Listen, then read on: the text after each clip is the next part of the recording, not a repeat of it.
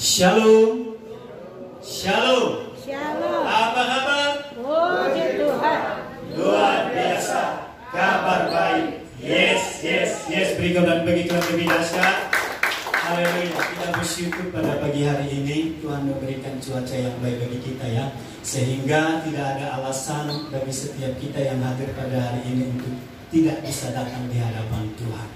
Kita harus bersyukur karena hari-hari ini hari-hari yang kita lihat ya, banyak hal yang terjadi di dalam kehidupan kita pada saat ini. Bahkan gejolak yang terjadi pada dunia pada saat ini kita bisa melihat. Tetapi kalau Tuhan mengizinkan kita untuk bisa kembali datang di hadapan Tuhan, maka ini adalah satu rasa syukur yang harus kita panjatkan kepada Tuhan. Kita bisa ada di rumah Tuhan pada saat ini bukan karena kehebatan setiap kita, tetapi karena kebesaran Tuhan yang Tuhan mau berikan kepada kita, memberikan kesempatan kepada setiap kita untuk bisa hadir di hadapan Tuhan, baik jemaat Tuhan maupun para pelayan-pelayan Tuhan. Karena kita tahu pada saat ini lihat kiri kanan, kita tidak tahu apa yang menjadi halangan dan hambatan, sehingga masih ada jemaat-jemaat Tuhan yang tidak bisa hadir pada hari ini.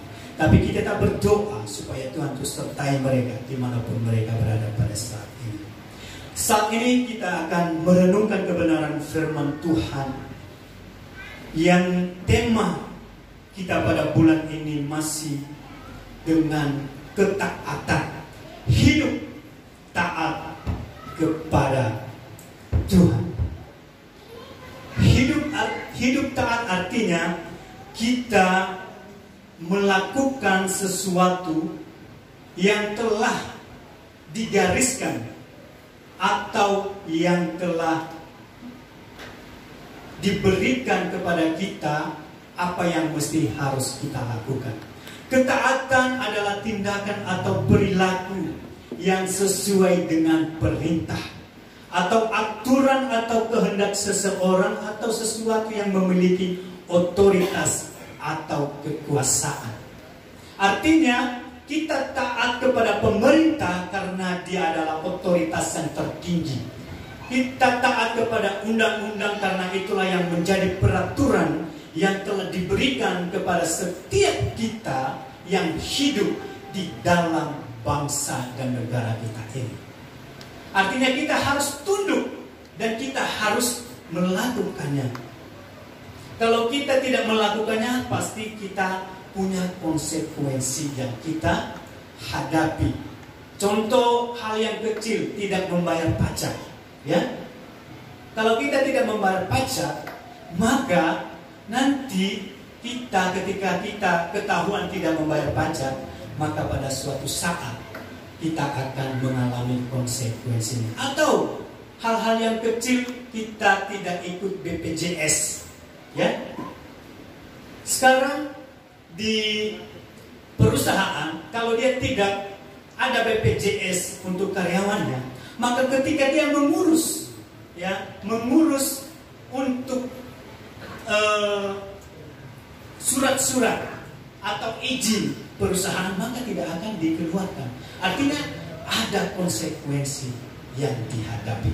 Tetapi di dalam hal konteks spiritual atau kerohanian, ketaatan berarti mengikuti perintah dan kehendak Tuhan dengan iman percaya dan bersedia untuk hidup sesuai dengan ajaran dan prinsip yang Tuhan berikan kepada setiap kita. Artinya setiap kita pada saat ini, setiap jemaat Tuhan, kita harus taat untuk mengikuti perintah atau kehendak Allah di dalam setiap kehidupan kita. Tapi ini memang tidak gampang untuk melakukannya.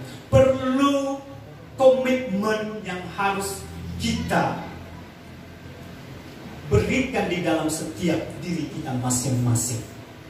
Kita harus berkomitmen. Kalau kita tidak berkomitmen, maka kita akan naik turun untuk melaksanakan atau mentaati setiap perintah-perintah Tuhan di dalam kehidupan kita. Baik jemaat Tuhan, sebelum kita lebih jauh untuk merenungkan kebenaran firman Tuhan pada saat ini, mari kita buka Alkitab kita Yang pertama kita buka dulu dari 1 Samuel 13. 1 Samuel 13 ayatnya yang ke-5 sampai ke-14. Ya, ini agak panjang sedikit. Ini juga sudah kita singkat ya, kalau kita baca dari ayat pertama tadi sampai selesai mungkin panjang, tapi mari kita baca dari ayatnya yang ke-5 sampai yang ke-4 saja ya. Mari kita baca silih berganti. Mungkin pagi ini kita belum sempat merenungkan kebenaran firman Tuhan, belum kita baca firman Tuhan, mari kita baca bersama-sama. 1 Samuel 13 ayatnya yang ke-5 sampai 14. Saya akan memulainya, nanti Bapak Ibu Saudara melanjutkannya. Adapun orang Filistin telah berkumpul untuk berperang melawan orang Israel dengan 3.000 kereta, 6.000 orang pasukan berkuda dan pasukan berjalan kaki sebanyak pasir di tepi laut. Mereka bergerak maju dan berkemah di Mikmas di sebelah timur Bet Awen. Ketika dilihat orang-orang Israel bahwa mereka kejutnya, sebab mereka memang terdesak meninggalkan batu bersembunyi di gua, teluk batu, bukit batu, liang batu. Malah ada orang Ibrani yang menyeberangi arungan sungai Yordan menuju tanah Gad dan Gilead, sedang Saul masih di Gilgal dan seluruh rakyat mengikutinya dengan gemetar. Ia menunggu 7 hari lamanya sampai waktu yang ditentukan Samuel. Tetapi ketika Samuel tidak datang ke Gilgal, mulai rakyat itu berserak-serak meninggalkan dia. Sebab itu Saul berkata, "Bawalah kepadaku korban bakaran dan korban keselamatan itu." Lalu ia mempersembahkan korban bakaran.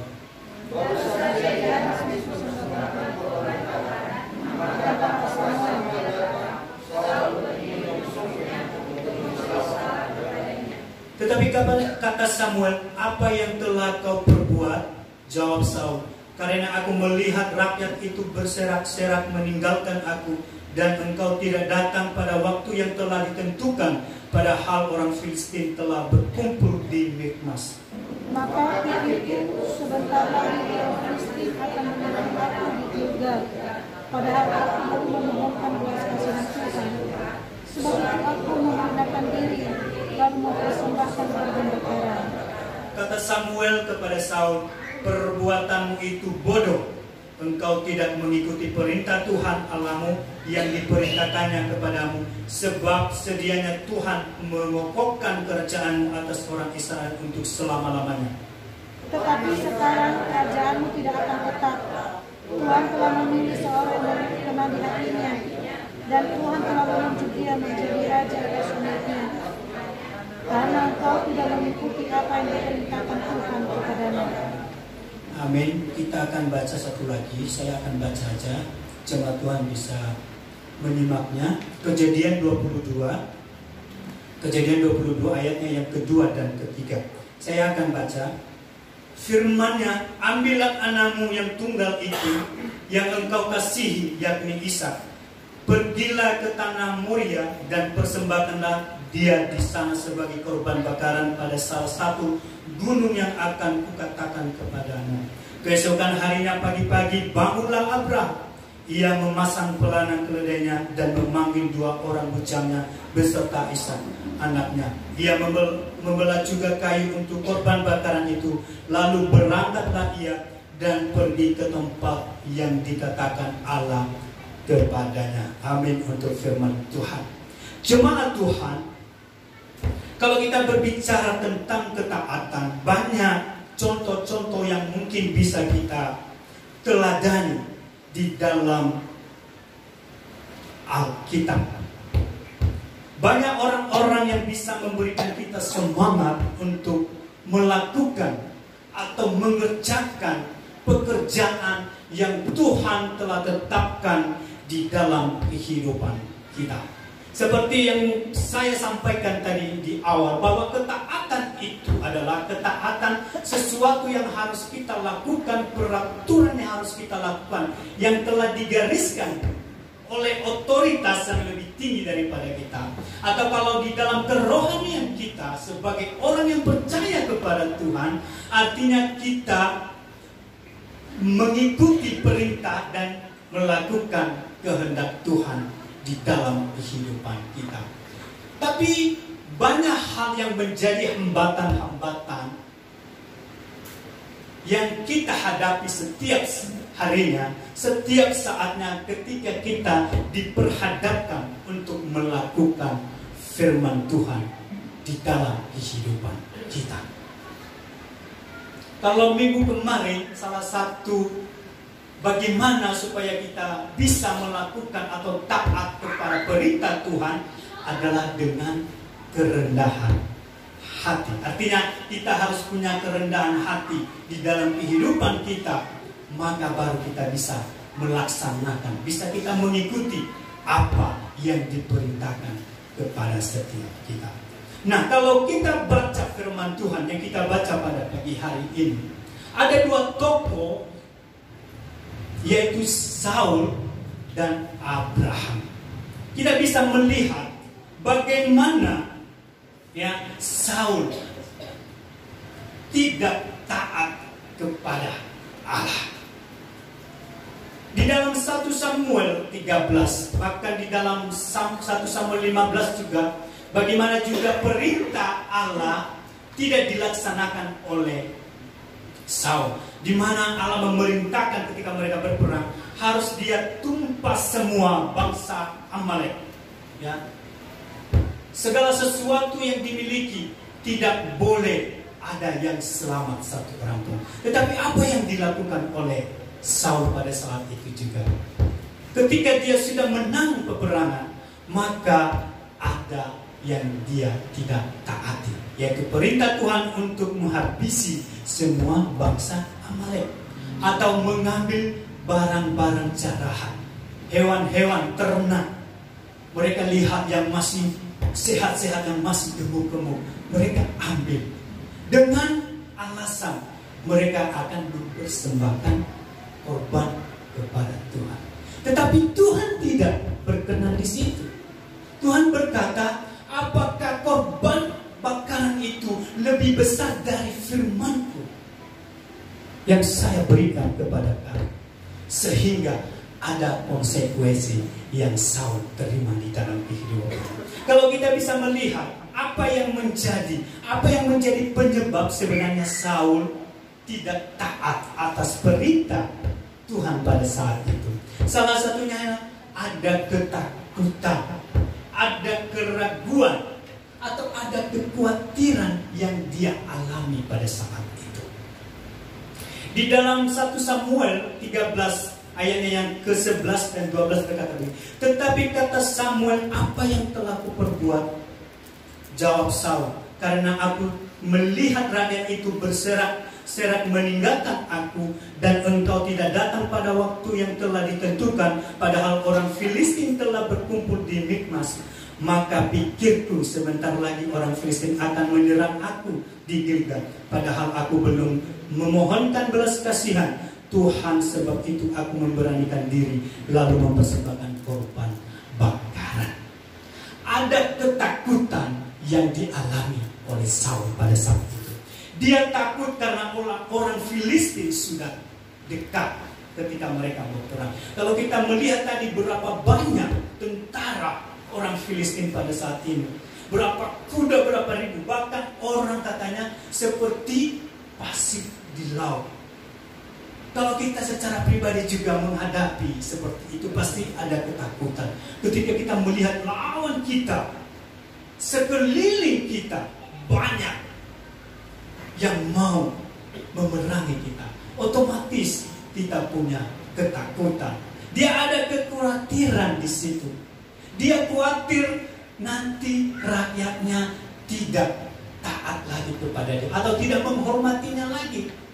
Ya, ketika dia berkata di sini, karena saya didesak oleh rakyatnya, sehingga dia tidak mengikuti perintah Tuhan, bahwa yang hanya memberikan korban bakaran kepada Allah adalah Samuel.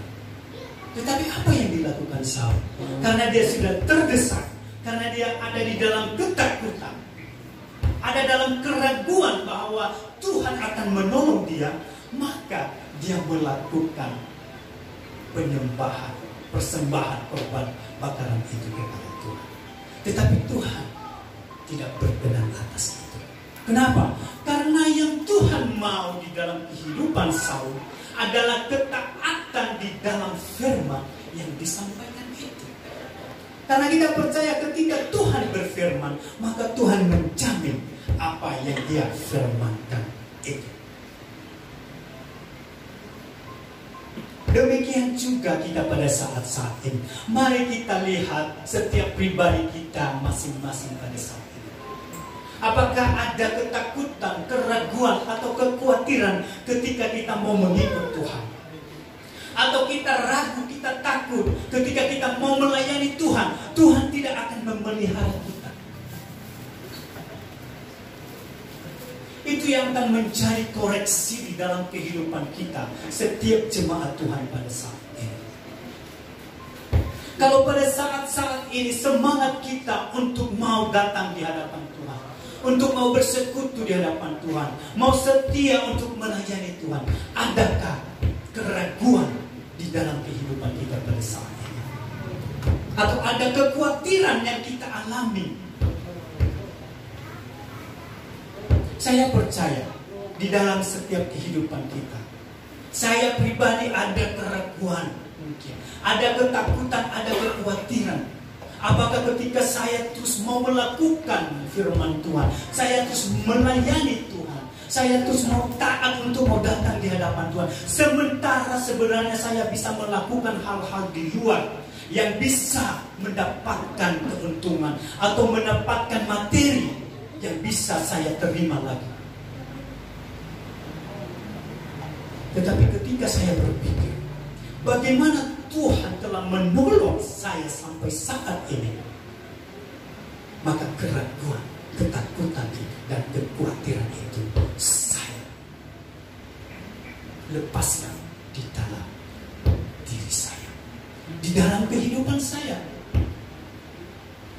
Kita harus berkomitmen apa yang telah Tuhan anugerahkan bagi setiap kita.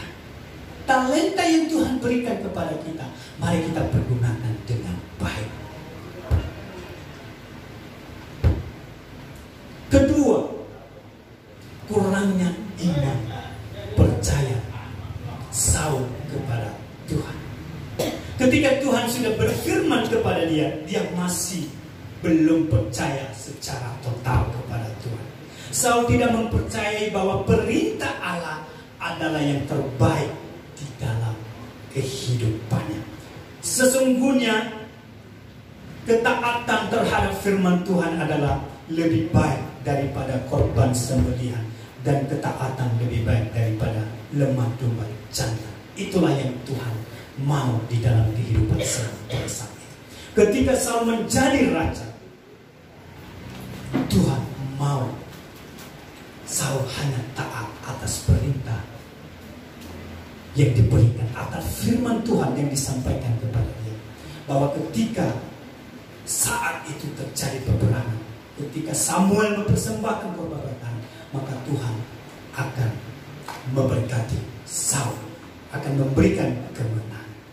Tetapi Saul tidak melakukan itu, sehingga dia mendapatkan konsekuensi yang tidak baik. Ketika kita tidak melaksanakan atau ketika kita tidak taat di dalam setiap kebenaran firman Tuhan, maka konsekuensi yang kita terima ada dua. Satu negatif dan satu hal yang positif di dalam kehidupan kita. Oleh karena itu, mari setiap jemaat Tuhan pada saat ini, setiap kita yang hadir pada saat ini, mari kita kembali review bagaimana Tuhan menolong setiap kita, bagaimana Tuhan menuntun, menyertai, memberkati kita sampai saat ini. Apakah ketika kita sebenarnya tidak ada di dalam Tuhan, hidup kita akan masih seperti ini? Atau ketika kita sudah jauh mungkin sebenarnya kepada Tuhan, maka kita sudah menjadi orang yang sudah murtad kepada Tuhan. Kalau saya refleksi, kalau saya mengingat bagaimana Tuhan ya menyertai kehidupan saya sungguh mengucap syukur kepada Tuhan. Saya berpikir kalau mungkin saja saya lepas dari genggaman Tuhan, mungkin hidup saya pada saat ini sudah kacau balau. Karena ada hal-hal yang terjadi yang saya alami di dalam kehidupan. Tetapi karena Tuhan begitu baik dengan orang-orang yang ada di sekitar kita, memakai orang-orang di sekeliling kita, memakai keluarga kita untuk menolong kita, maka itulah yang saya rasakan. Ketika saya sudah jauh kepada Tuhan, maka ada orang-orang yang mendoakan saya.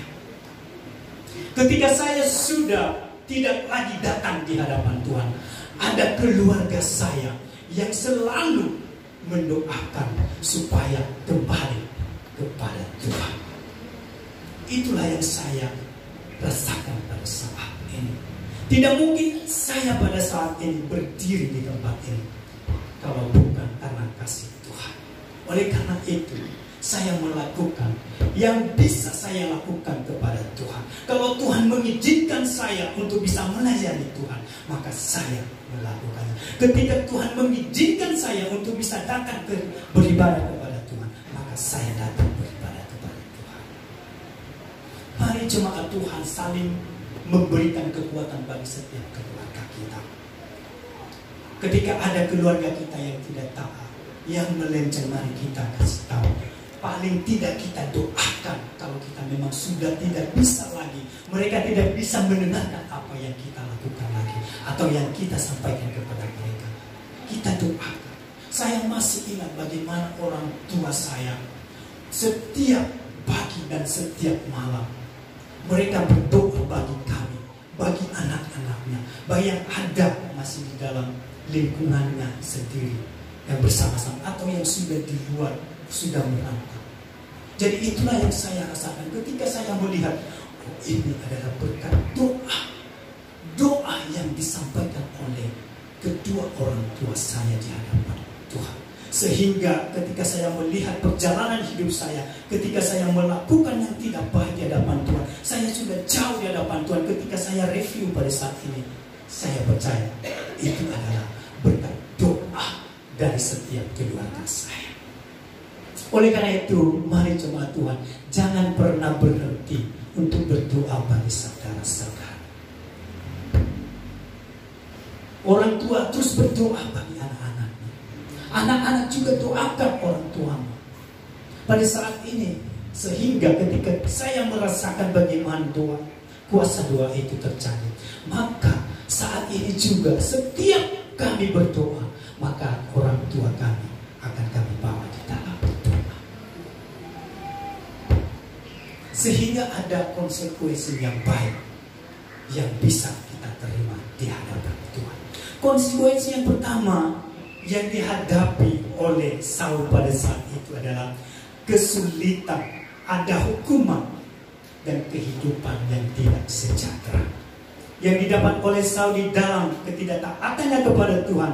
Kerajaan Saul diambil oleh Tuhan. Tuhan berkata, karena engkau tidak mendengarkan, tidak taat kepada saya, maka kerajaan saya akan ambil. Memang pada saat itu Saul masih tetap menjadi raja. Tuhan tidak langsung ambil kerajaan itu. Setelah Saul tidak taat kepada Tuhan, udah dia tidak menjadi raja lagi, tidak. Tetapi apa yang dialami Saul, bahkan dia setiap harinya ada kadang-kadang dia dimasuki oleh roh setan yang selalu mengganggu kehidupannya. Kenapa? Karena roh Allah tidak ada lagi di dalam kehidupan Saul, karena dia tidak taat kepada Tuhan. Artinya ada hal yang diambil dari Saul pada saat itu. Terutama adalah kekuasaannya, kerajaannya, walaupun pada saat itu tidak langsung diambil oleh Tuhan. Dan kalau kita melihat perjalanan Saul, bagaimana dia mati di dalam peperangan.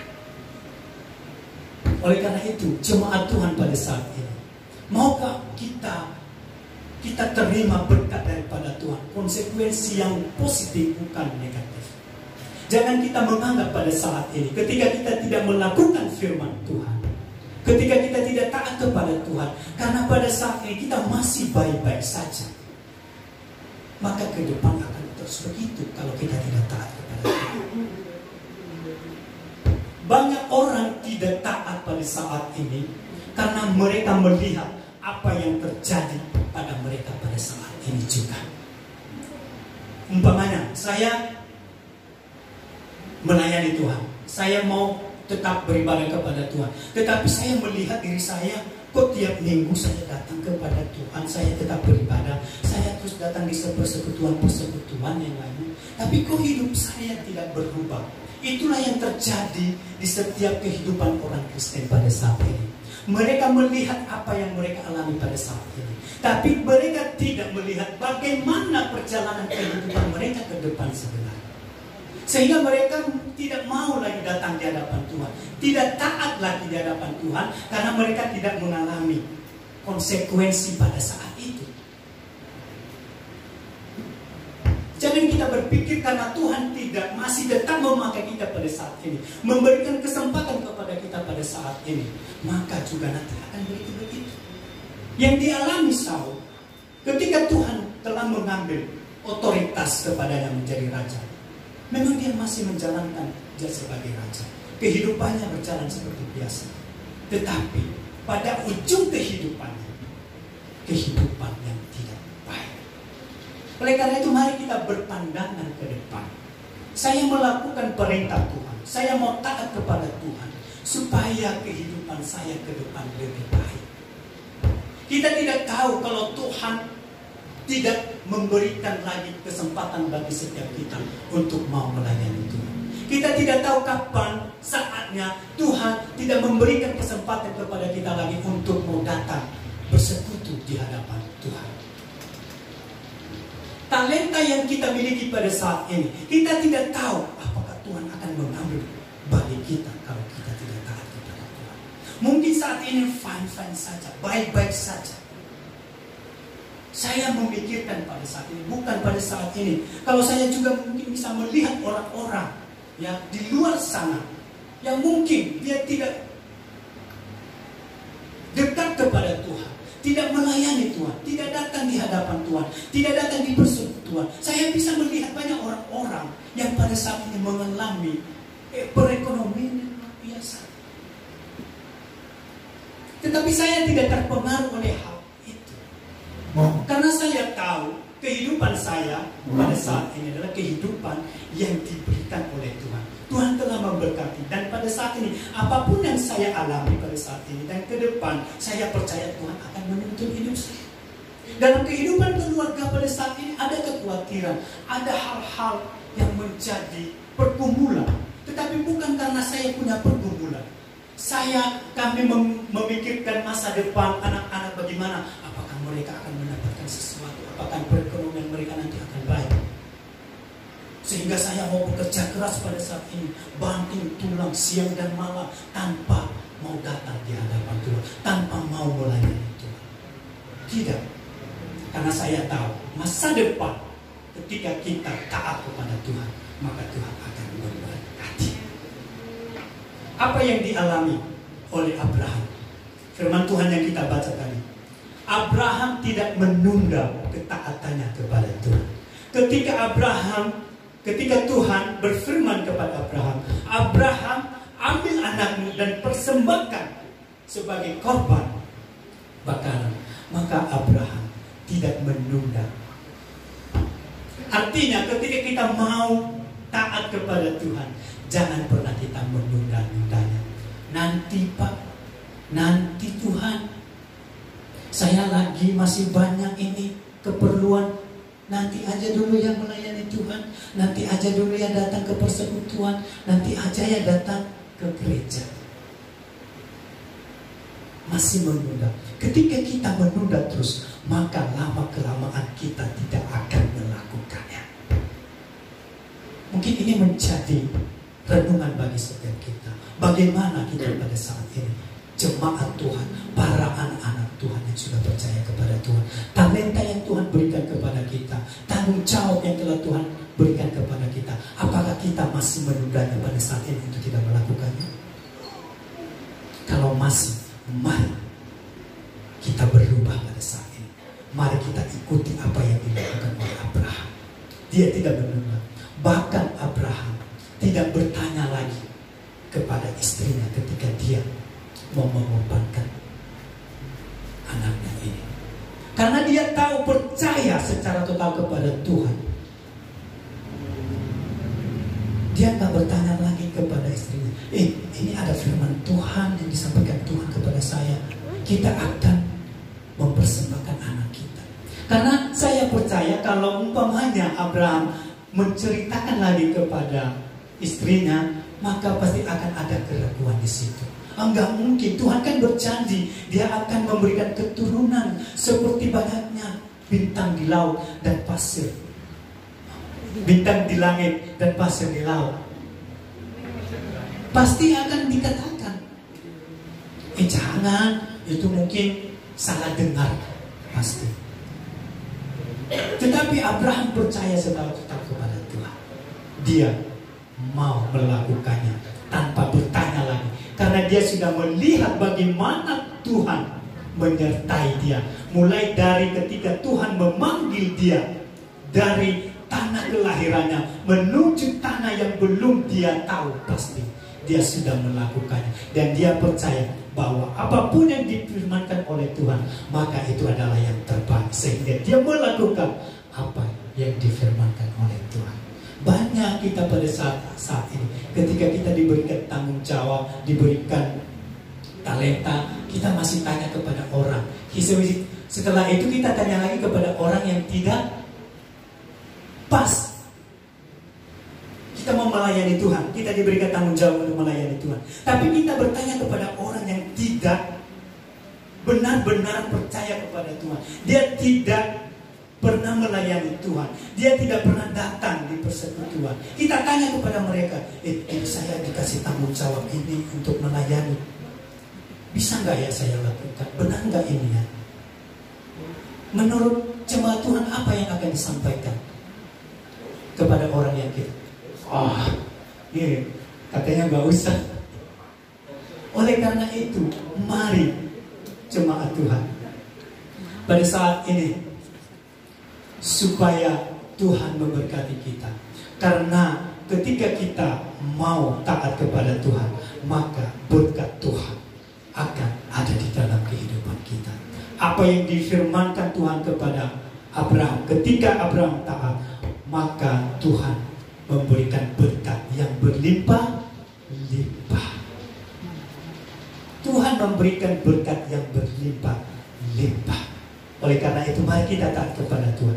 Nah, supaya kita bisa taat kepada Tuhan, bagaimana kita melakukannya? Mari kita membangun hubungan yang intim dengan Tuhan. Artinya, di dalam Yohanes 15 ayatnya yang ke-4 sampai ke-7, tinggallah di dalam aku dan aku di dalam kamu. Ketika kita tinggal di dalam Tuhan, maka kita akan berbuah banyak. Ya, kita akan menerima apa yang kita minta kepada Tuhan. Ketika kita taat kepada Tuhan, kita tinggal di dalam Tuhan, kita bisa melakukan apa yang difirmankan oleh Tuhan. Dan kita akan mendapatkan buah yang banyak, berkat, dan kita akan menerima apa yang kita minta kepada Tuhan. Kedua, kita harus membaca dan memahami firman Tuhan di dalam kehidupan kita. Firman-Mu itu pelita bagi kakiku dan terang bagi jalanku. Mazmur 119 ayatnya yang 105 berbunyi demikian. Firman-Mu itu pelita bagi kakiku dan terang bagi jalanku. Ayat ini menekankan pentingnya firman Tuhan sebagai petunjuk di dalam menjalankan setiap kehidupan kita, di dalam kita mau mengikuti Tuhan, di dalam berbagai hal yang harus kita taati kepada Tuhan. Oleh karena itu, jemaat Tuhan, kita bisa memilih pada saat ini. Kita mau mengikuti Tuhan, mau taat kepada Tuhan atau tidak. kita tahu apa yang menjadi konsekuensi ketika kita tidak taat kepada Tuhan dan ketika kita taat kepada Tuhan. Itu menjadi pilihan pribadi kita masing-masing. Saya sebagai yang membawa firman Tuhan hanya menyampaikan apa yang Tuhan mau sampaikan kepada kita, bukan hanya kepada jemaat, tapi kepada diri saya sendiri. Dan Tuhan memberikan pilihan bagi kita. Dan saya percaya pilihan yang terbaik bagi kita adalah kita harus taat kepada Tuhan. Karena kita akan diberkati oleh Tuhan, kita akan dituntun oleh Tuhan, kita akan dilindungi oleh Tuhan. Oleh karena itu, mari jangan pernah menunda untuk taat kepada Tuhan. Demikian firman Tuhan bagi